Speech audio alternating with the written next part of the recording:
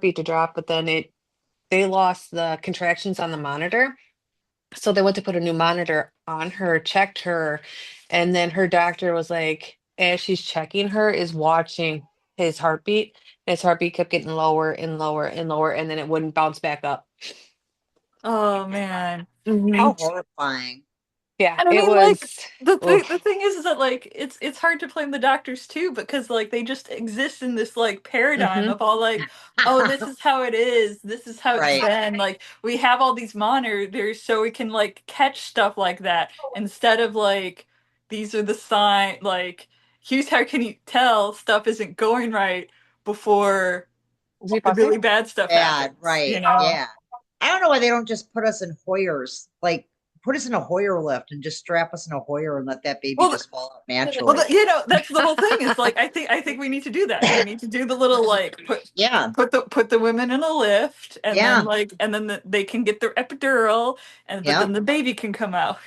I mean, they have that for sex contraptions. They have stuff for sex that you can hang from your ceiling from, but you can't do that Nice. for somebody giving birth. You Hmm. know what I mean? Like, what the hell? Uh, anyway, all right, let me share this presentation with you guys. I really like it. I hope you like it too. I think you guys are gonna love the Nine Muses. I don't think Crystal told me. Did you see Crystal's message? Was she joining? I Or didn't know did you? that was Crystal, but Yeah, that was yeah, Crystal. Oh, well, I'm not somebody gonna said wait. they would. Yeah. Well, I'm just gonna start it. So,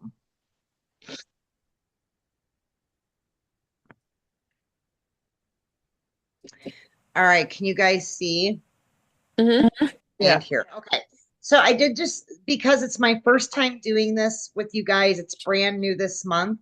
Like I just wanted to run through what the nine muses are and what they're used for. And then like going forward each month, I'll be breaking down like stuff we're going to be doing for like each of them.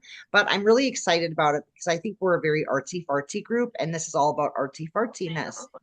And I can email this to you guys if you want to, but origins, I'm not going to read this word for word. I'll email it to you guys if you really want it. I can't pronounce some of these words. I used to love Greek and Mediterranean mythology. That was going to be my major for archaeology. But then obviously I switched majors and I went towards mental health. And now I don't do anything that I went to college for, but it's fine. It's fine. But at one point, like Mediterranean mythology was like my thing. It was like my thing. And so I feel like I connect naturally. Anyway, the nine muses were basically the divine inspiration behind like any type of artist, poet, writer, and arts. Arts can be anything, honestly. But back in this time frame, it was the poets. Like the famous poets. So like Homer talks about the muses. Um, and I know Amanda, you probably are like, who the hell are these people? But like, right? Hmm. Yeah. Okay. Yeah. All right. And you're familiar with the Iliad and stuff like that. Okay, well, I don't gotta do that. Anyways, Greek poets, and writers, all invoked Oh, and praised the muses because the muses would then grant them favor and help them have success. So they lived in Mount Helicon in Greece. It's actually a lot of the sites associated with the muses are still there. Some of them are in ruins, but not all of them. Like there's still like tours that go on in Greece at the muse sites. Um, so, so they're all described as being very beautiful, very feminine, soft skin, strong feet, hair the color of violets. So, obviously that can like elicit all kinds of like imagery. Um, they're all the daughters of a Zeus. They're raised by Apollo. There's like a whole backstory with that too. They were all unmarried. Some of them did have children. Some of the offspring that is more famous is Orpheus. They're associated with several springs actually and mountains in Greece, but the most famous is the Hippocene Spring. Of course, the nine muses are just associated with that consistently in literature. Um, and that actually is where Pegasus. Now, I know you guys. I mean, I don't know if you're into mythology or not, but do you guys remember not the new remake of Clash of the Titans, but the original Clash of the Titans, like from the mm-mm. 80s? I don't If think I you, ever saw it.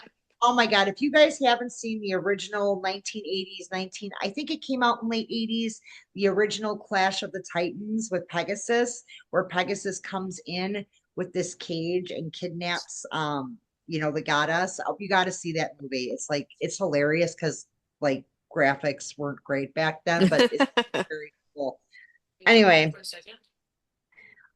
so the muses are said to total three or five, but we know that there are nine. Um, so depending on where you're getting your mythology sourcing from. So they do show up in other cultures besides Greek culture. So again, I'm just kind of giving you a quick origin story on these nine muses. They're associated with the Morgans, with Celtic mythology. There's a lot of they're referred to as the Graces, the Fates, the Gorgons are associated with all these because they had the ability to transform. In numerology, the number three represents artistic ability, original thinking, and creativity. So these are traits that naturally artistic people possess. So if you do numerology, you probably have correspondences to three. Nine represents journey. So that's learning and growth, but completion without finality. It's also transformation and excellence. So there is math behind this. Like if you're a mathematical person, looking at numerology, the muses have these associations numerologically. Um, so anyway, it's just something I'm throwing in as part of their origin story. Cults and festivals. So there were lots of cults and festivals. Even still to this day, there's cults and festivals. There's shrines located in all these different parts of Greece that I put in here. Delphi still has a very active shrine for the nine muses. Some of the most well-known festivals, Thespia. I sometimes pronouncing this shit. I used to be able to look at these words and just know them, and now I'm like, Jesus, I think my brain has changed so much since I was young. Anyway, in my 20s, it was like nothing. But so there's these special festivals. A lot of them have contests like poetry contests, music, dance off, theater. Um, but this is still to this day, they have these events honoring the muses. Um, in literature, they're said to have sung at Achilles' funeral. Cleo was punished by Aphrodite. There's like a whole backstory where Aphrodite like punished the muse Cleo specifically because of her love for Adonis. Um, and it's funny because at Paganacon, when I took the love class with San Elias, he presented, Amanda, you may remember him from Baltimore. He presented at Sacred Space. He was the big black Jamaican guy. Oh, yeah, yeah, Yeah, so yeah. he presented here at Paganacon and he said love spells are actually the best curse you can put on a person. That was Really? his thinking. And so it was funny because when I was doing Nine Muses, that's what Aphrodite did to Cleo is she put a love spell on her to punish her, which I thought Hmm. was interesting. Yeah. Anyway, so there's lots of epics they're referred to in. I kind of broke it down here. The Iliad, probably the most famous piece of literature where the muses are kind of I don't want to say bitchy in the not presented as mean, but they definitely get angered by some of the behavior there by the men. And they paralyze them, take away their abilities, things like that. Um, so and there's a lot of sexual undertones with the muses. Like there's like if you really Googled this stuff, there's some really awful things out there. But yeah, so there's like a lot of that with the muses too, lots of challenges. Anyway, so I just wanted to kind of give you the literature background. Um, yeah, they're always being challenged by other, daughters of famous gods, and then judged by the nymphs would judge, and they were always victorious. The muses always won. Um, and oh, Minerva, that's right. I forgot about the story. It's so funny. I just this it hasn't even been this long. My brain's off. I've heard knocking in the walls several times now again, and so now I'm all discombobbled. But anyway, Um, Minerva actually wanted to join the Muses to help them with safety. She wanted to keep them safe because men had tried raping them. So like she wanted to protect them and travel with them. So there's like a whole backstory there in literature. Um, All right, who are the muses? So the nine muses, I'm going to break it down. I don't want to drag this out too much, but okay, so um and per my pronunciation may not be what you hear when you like read about them, but Clepo, most well known, she's the primary muse. She oversees heroic and epic poetry and writing in general, public speaking, persuasive speech. So she's somebody you would work with, say if you were giving a speech at work or something, or if you were writing something that you were trying to get published, or even at work if you're writing like a memo that you really need to be impactful. She's the one that you would be reaching out to. Cleo, she's the muse of history and water clock work. So water clock work is interesting. That's kind of divination stuff. So any kind of water magic, water divination, and history, like people who work in museums, usually Cleo has a close connection with them. Orato, that's your sex muse right there. Love poetry, lyrics, uterp, music instruments that are wind instruments in nature. Okay, here we go. Melpomene, Muse of Tragedy. Um, Pulmon. Listen, every time I try to say it, my mouth. I also have my tooth thing in. I have popped my tooth in tonight. This, and so now I'm trying to pronounce this stuff with my plate in, and my tongue's like, what? So we're gonna call it Polly. She's sacred poetry, agriculture, pantomime, eloquence, terpsichore, the muse of dance, choral song, delights. Thalia, she was the comedic, idyllic poetry muse. And then Urania is my personal one that I, love more than any of the other ones. I love them all, but I love that one the most because she's astronomy and astrology. Um, so that's kind of a quick. So starting with Calipe, heroic and epic. So work related to hero journeys. If you're developing your own kind of heroic superpower or honing your own strengths, she's associated with automatic writing, journaling. If you're writing ritual spells or incantations that others are going to be using, and again, public speaking and persuasion. And so you're always going to see her symbols is the lyre and which is a musical instrument, and then writing tablets and scrolls of paper. Then we have Cleo. So Cleo, so when you're reclaiming your own story, reclaiming your sense of self, maybe you're going through a midlife crisis like I am or something, like you've been through several. Reclamation, ancestor magic. If you're working on lineage or like uncovering maybe family secrets. She's also associated with time magic, water magic, dream magic, shadow work, and her symbols are usually scrolls, books, tablets, the trumpet, and the water clock. Erato, she's helpful with love spells, confidence, so glamour magic. Spells to heighten visibility and attraction, so to get people to notice you. She's good in boss fix works, actually. Like if I do boss fix work, usually I'll ask for Arato's help.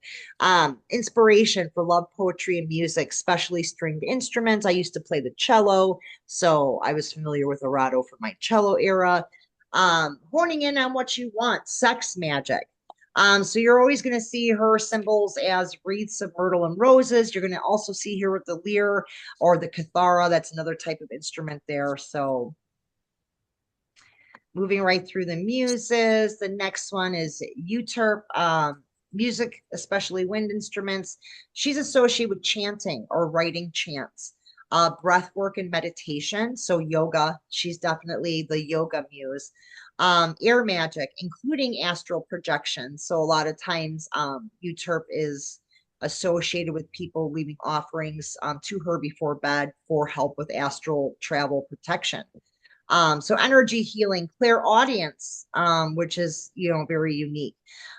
Music and spell work, one of the things we'll be doing in the coming months is actually using and making music for spells. Musical inspiration, obviously her symbols are the laurel wreath, panpipes, and the flute. Mel, the muse of tragedy. So she is connected historically with mermaids and sirens, so water, ocean, salt water specifically. She's also associated with grief and loss, so funeral magic. funeral rites, mirror magic, water divination. She's associated with trauma, and the shadow work that is stemming from trauma that needs to be done. So she's associated with mediumship too. So if you cast a circle, sometimes for the muses, Mel's the first one that'll come forward. Her symbols are the tragedy mask, a club, a sword, ivy, grapevines, crown of leaves, and those boots. So, I mean, she has lots of symbols because of that trauma piece. Polly, okay, so herbs, definitely, she's like an earthy kind of dirt and soil muse, herbal magic, healing, crystal magic. Art, especially art. Um, about a year ago, we were doing spirit art where I was using crushed crystals, so like crystal powder and then crushed herbs and mixing that into acrylic paints and painting with that. That's definitely a poly artistic, aspect. Spells to get over the fear of public speaking, spells for persuasion. She's good for work. So if you need, help with a boss or a promotion. Sacred geometry. I've taken math magic. It went through and over my head. When we were in Baltimore, I sat through that 2 hour class taking so many notes and I still didn't understand shit. So Polly would help with that. So fertility magic. Her symbols are the veil, long cloak, grapes. She usually has bitch face, resting bitch face. Um, Sometimes she'll have a finger to her mouth to remind us of silence. Silence is required to create. Like we have to just kind of silence ourselves. Um, so terpsichore is next. Terpsichore. She's fun. So trance dancing or raising energy through body movement. So this is another one that could be used for yoga, but more like stuff like you've done, Lisa, like acro yoga and like aerial silks and things like that for sure. That more kind of like intense body movement. So physical magic involving your body. Writing rituals of celebration. So like May Day is coming up. So if I was going to be writing out a ritual, like she would be somebody that could help me with that. Magic for speaking your truth. So throat chakra, like definitely like some of us have a hard time verbalizing ourselves, or we may have confidence issues if we're reading the room and feel like we're not going to be well received. She's very empowering when it comes to helping you to say what needs to be said and overcoming whatever inhibitions might be keeping you from that. Play magic, using play, staying playful, everyday life. Play-Doh magic, seriously, like I knew somebody who used to infuse Play-Doh with, different compounds or crystals and then like, just kind of play around and have fun with that. Like it's important to be playful and creative. And then her symbols are the robes, the dancing veils, the lyre again. The lyre always, these muses love the lyre. This plectrum, which is a plucking instrument, and snakes, surprisingly, snakes. And I think that's because of the physical body magic, trance magic aspect of terpsichore. Um, I'm somewhere else. Okay, here we are. Thalia, comedy, like she's good with manifestation magic, laws of attraction, like if you're doing affirmations. Theater, like this is one I told Madison that Madison needed to connect to because she is very connected to performance arts, the use of theater, sacred plays and magic, back in the day, theater was sacred, like it was almost like a ritual of itself. So there is also the aspect of connecting with spirits of the land. So there's sort of like a native aspect there. Ivy luck, ivy spells for good luck, like using ivy in anything, Thalia, you kind of want to like maybe do a shout out to, because if you're using ivy in anything, she can bring in a lot of power. Laughter, laughter is good medicine spiritually. It raises vibration. So anything that, if you just need to not be so serious, she might be one that or to find the lighter or funnier side of things. She's one that can help with that. Her symbols are the comedy mask, the crown of ivy, and a staff. Sometimes this is how you tell them apart too if their statues aren't labeled, because like if they're not labeled, they kind of all look alike. So you got to look for the symbols. So Urania, this is my personal favorite muse. So Hellenistic astrology, but really any form of astrology, planetary magic, star magic, magic for finding guidance and direction in life, especially if you're feeling stuck or if you're at a crossroads. And then the intersection, this is what I love most, of science and magic. So quantum physics, we've talked before, quantum divination, like the interblending of magic is physics is magic, like there's interconnective ideas there, and she kind of symbolizes that. So like for you, Lisa, like this is a muse that would work well for you, because you blend those two. Her symbols are the globe, stars, a rod, and compass. You'll always see her with a compass, not like a directional compass, old school math compass. So there is a very special guided meditation to meet the muses. I'll email it to you. We're not going to do it tonight, but what I do suggest is if you want to meet the muses and then find which one you connect with the most, try this meditation a few times. Usually like the muse that's called to you or attracted to you the most will come forward, and you can maybe, start working with the muses from that platform with the one that is connecting to you.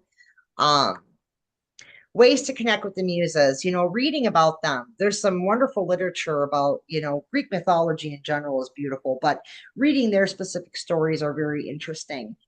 Committing yourself to your art, through daily practice, whether you like writing, whether you like painting, drawing, singing, dancing, commit yourself to doing that every day, even if it's only for 5 minutes, just put that commitment to it.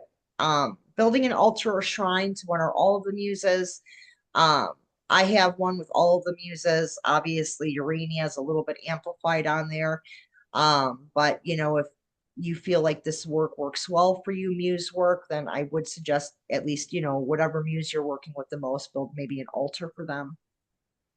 If you're doing your own circles or your own kind of like magical workings, inviting them in to participate, providing them offerings, asking for their blessings, for help, basically, like if you're stuck on something like, hey, will you help me type thing. Writing songs or poems in their honor. It doesn't have to be about them. You can write a song or a poem or a haiku about anything and then just be like, I dedicate this to, Urania or whoever. Including ritual theater and rites. This is more for groups that get together and like we're all in different parts of whatever, which kind of sucks. But like if we did get together, like we could do ritual theater, that would be fun. I told Maddie she should bring that up at Rhody because I would just like to see the looks on people's faces if she brought that Yeah. up. Right. So spending time in meditation with them. So again, I'm going to provide you guys to get a guided meditation to meet them. But it doesn't have to be like very involved or, like honestly, like it can be as light or as heavy as you want it to be. Inner pilgrimages, like this is like astral travel or, guided imagery. If you're doing that in your own practice, like traveling to Mount Helicon and other sacred sites, like in that meditation can evoke them. Learning more about their areas of expertise. So I kind of broke it down for you here, what areas they all are experts in. Like, so depending on what you're working on, there's different muses that you may want to work with. And I'll email this to you guys too. Or actually, I might just post it to the site. I don't know. I'll figure it out. You can turn that light on. But then setting aside a time to be creative and just have fun. So that's what I like about muse work, because with the muses, it is about like having fun, like having your inner child have its moment every day, which is important because I think it slows down our aging process spiritually, physically, emotionally, mentally. I think it keeps us in a more youthful, energetic state longer, which is what I like about the muses, because that is a side effect to working with the muses, is that longevity of life and that youthfulness. So um, that is the muses. And then I will send you guys this other thing. So meeting the muses. So in this meditation, I'll send it to you. It's basically a guided imagery meditation. So you don't have to close your eyes. Obviously, you're not, because you're going to be reading. Or what I do too is I will read and record it. And then I'll maybe lay down, relax, and then play the recording back to myself and walk myself through it. Or you could just read it. Like sometimes I read through meditations and I can just kind of multitask like that. But whatever works for you, it does help to call forward whatever muse is most connected to you so you can start somewhere if you're, not sure where to start. But I love the muses. So excited about rolling this out. Each month, I'm going to dedicate to a different muse. Each month, I'm going to be doing a community service. So you guys are going to be part of that. You let me know if you want to participate or not. It's not forced, but if you do, like I'll put your picture and your petition in the service each month. And then again, I'm going to have a focus each month on a different muse, so a different set of energies, a different set of work. Just to kind of, I just think it's going to be like I think a more of a beneficial route than me just kind of jumping all over the place. I'm going to stay with the Nice. muses. So, what do you guys think? I think it's going to be fun. Yeah. I want to challenge myself to like paint 9 pictures of the different Right. muses. All Oh, there you right. So, go. Oh my gosh, that's amazing. Yeah. so yeah, Yeah, I'm excited. Like, I've heard of the muses and everything, but like I guess I wasn't taking any Greek or Roman history classes, so yeah. And I didn't even know like the names of all of them. I'm all like, right. so Yeah. Yeah, and they're all over literature. And I think part of the problem is it is Greek mythology, but it has a Mediterranean base. And then, like depending on what you're reading and from what era, like they're referred to different things. And so like it gets a little bit confusing and convoluted and whatever. But yeah, that's like the basics, like core of them. The Iliad is probably the most accurate representation, I think, of the Muses. There's other literature pieces that have some accurate points, but I mean, I think that one's probably the best. But yeah, I'm glad you guys are excited. Like that's what I wanted to do this month is just kind of introduce them, get the information to you guys, see how you felt about it. Because yeah, going forward each month, I'm just going to focus on an individual one. And we'll be doing activities associated with that